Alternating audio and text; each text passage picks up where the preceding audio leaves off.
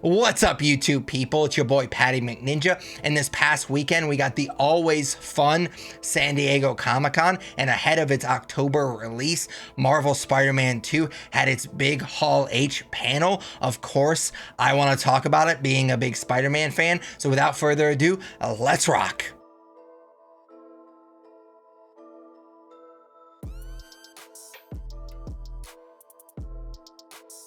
But unfortunately, it does feel like the convention this year is a little less fun. It feels like there's a cloud hanging over San Diego Comic-Con this year because, as you probably know, the writers and actors are both on strike, which, side note, I'm all for the strikes, get your bag, but I'm not just a gamer, I'm also a pop culture nerd. Therefore, I look forward to the convention every year, and it does feel like there's a little less attention on it this year than previous years, because you may not know this part, but the actors can not only not participate in film and TV, but they also can't promote the stuff they've already done.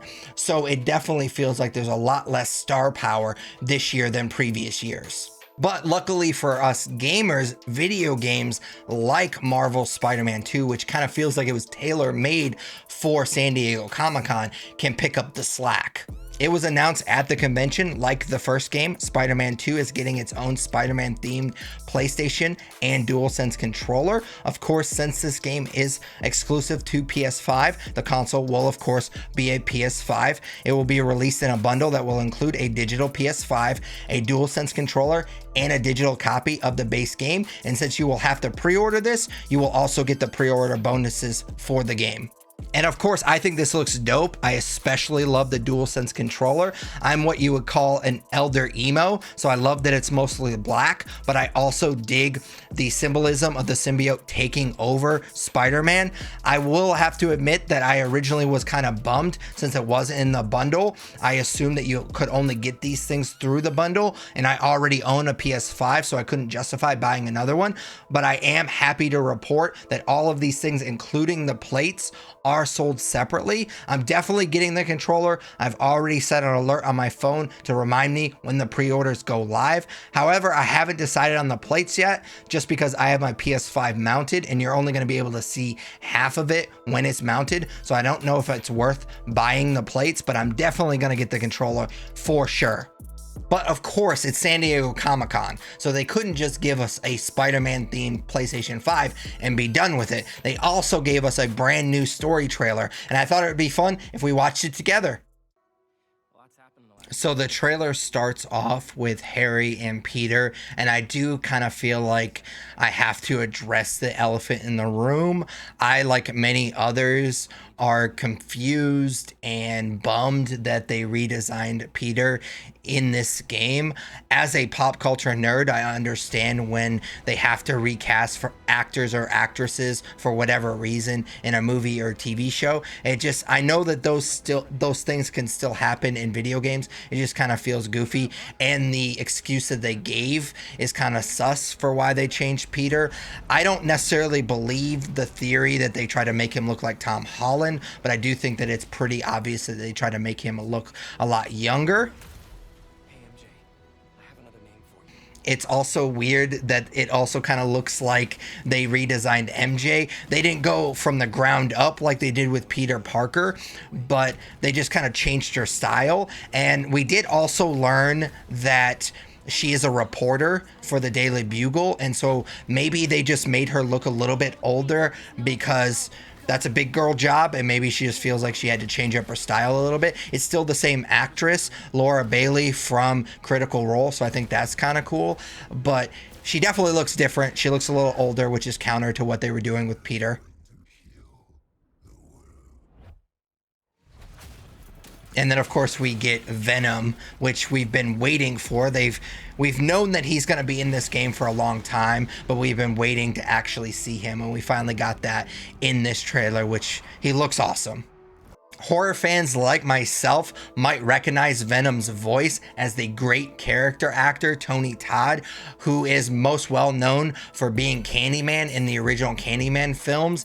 He also is just an awesome dude. I met him at a convention and he was just the nicest guy. So I am so excited for his take on Venom. He has a very unique voice and I think he's going to absolutely kill it as Venom.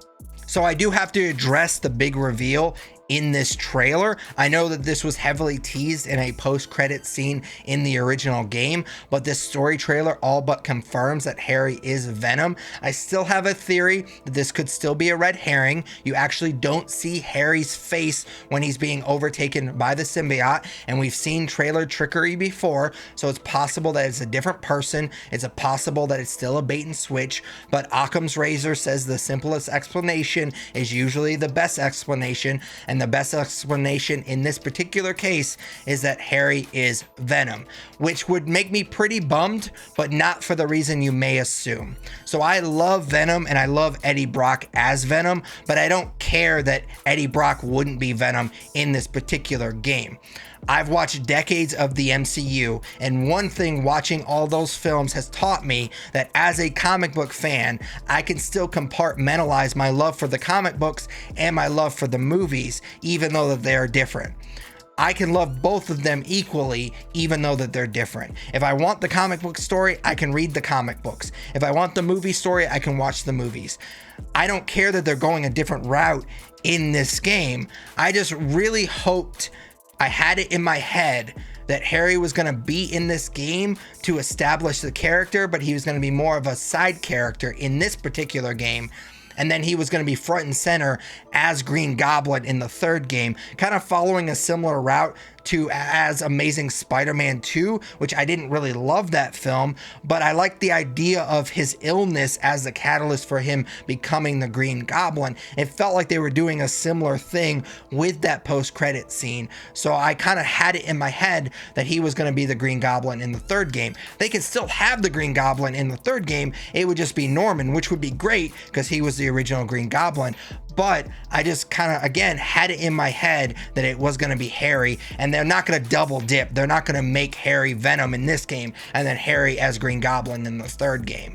Despite all of that, I'm still obviously super psyched for this game. The original game was amazing. It was everything as a hardcore Spider-Man fan could want from a Spider-Man game. I love the Batman Arkham games, especially the combat. When you get really good at those games, it feels like the combat, you're like almost dancing with people. And they took that style of combat and brought it to Spider-Man, and it just works so perfectly. I also could never get tired of swinging around New York City as Spider-Man, so it gave me everything I wanted. I am super excited for the sequel. I've already asked off for its release date from work, so I can just sit down as soon as it gets released. I can start playing it. Kraven is low-key one of my favorite Spider-Man villains, and I love Venom despite the fact that it may be Harry in this game. I'm still super excited for this game. But as always, those are just my thoughts. I'd love to hear yours in the comments down below. Of course, I hope that you enjoyed the video. If you do, smash that like button, as the kids say. Consider subscribing. If you do subscribe, ding that bell. That way you get notified every time I post a video. I try to post weekly gaming related content, so if you enjoy that type of stuff, definitely consider subscribing and dinging that bell. I have made a personal goal of hitting 500 subs by the end of the year, so if you like my content, definitely try to help me out with that by subscribing and dinging that bell. But until next video, take it easy. What's up, YouTube people? It's your boy Patty McNinja, and this is my boy Yoshi, aka Kitty Boy, and we were just talking and we agree that since you made it this far in the video, you might as well subscribe. You wouldn't want to disappoint Kitty Boy, would you?